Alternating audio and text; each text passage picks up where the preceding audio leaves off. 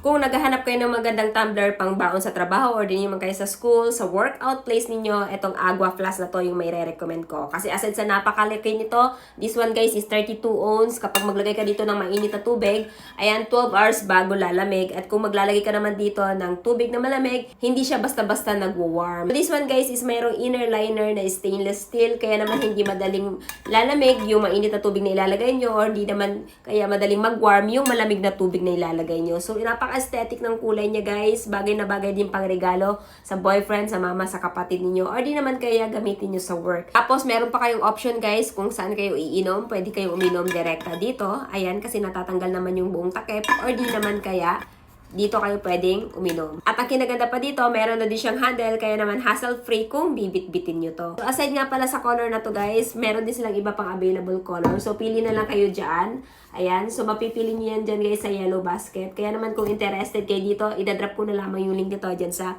Yellow Basket.